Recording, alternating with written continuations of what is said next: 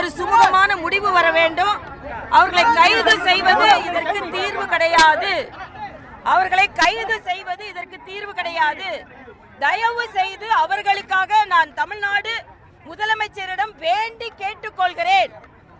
எவ்வளவுதான் உங்களுக்கு இங்கே வருவதிலோ இல்லை என்றால் தனியார் மயமாக்குவதிலோ கொள்கை முடிவு இருந்தாலும் இத்தனை பேர் உட்கார்ந்து இருக்கிறார்கள் என்ற காரணத்திற்காகவாவது நீங்கள் சற்று ஈகோ பார்க்காமல் இவர்களிடம் வந்து அவர்களை கைது செய்வது நிச்சயமாக சரியல்ல.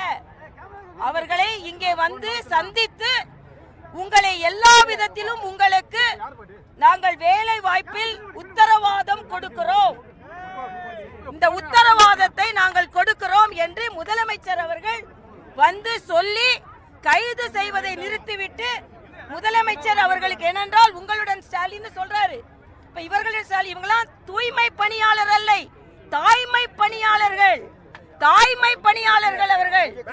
ஆக தாய்மை பணியாளர்கள்